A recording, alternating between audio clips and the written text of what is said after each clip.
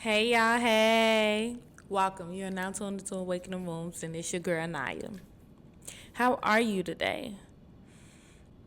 I was watching this podcast last night, and this girl, she spoke on how faith and fear both got the same common denominator. You can't see both. And so it's up to you to choose which path you're going to go on. And I feel like a lot of times we let fear hold us back, and because we're scared of the unknown. We're scared if we do it, will it be a success or will it be a failure? But it's like, that's negative self-talk. What about like positive? What if you do it? What if you got faith? What if you tell yourself every day it's going to happen? It's going to be something amazing and great. And because you got so much faith and optimism in it, it turns out to be phenomenal. It exceeds your expectations.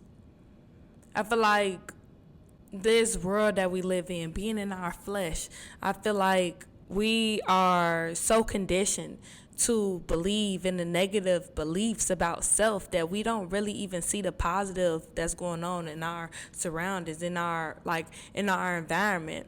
We don't even see the positives that's within us spiritually. We could be going through hell and back, so it looks like it's negative, it looks like we're defeated, but we don't look at the positive that every day we still getting up, every day we still putting our best foot forward, every day we getting up and we're smiling and saying hello to other people, even though we know we're suffering. That's a positive. That's you being optimistic. That's you putting one step forward and having faith. Because if you was fearful, then you'll always be in doubt. You'll never be moving. You'll never be progressing. So I say this to the ones that, even though your now looks like it's not moving forward, trust and believe that your faith is moving behind the scenes on things you cannot see. And when the things that you cannot see manifest into the physical world, just applaud yourself for always having that positive outlook, for always having that optimism. Because there's going to be times in the physical world where we're losing, where we're in our losing season. And I don't even want to call it losing season, but just we're delayed.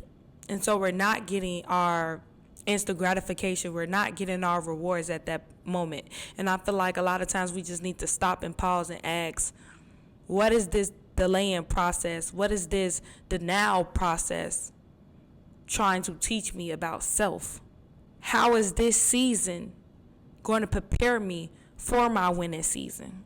And I feel like when we look at things in the objective limelight of learning things about ourselves, so having that self-awareness and accountability, because none of us is perfect, even though you may feel like it's unfair, you needed that lesson in order to build the strength and resiliency in you in order to get to the next level where God was trying to take you.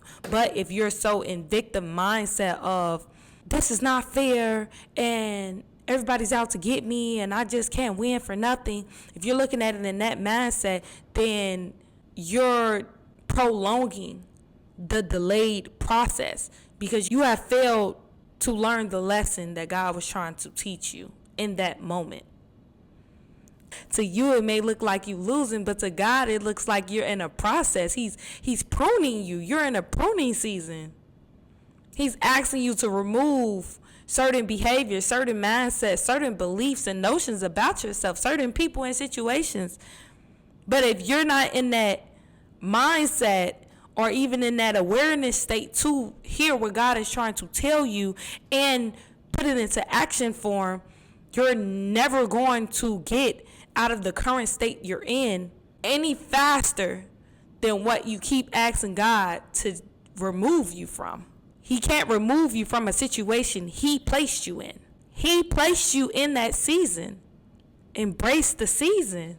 We look at negativity like it's really negative. No, it's not. Because every negative experience that somebody has been through, they have came out on the other side of it, being a greater person, having the greater wisdom,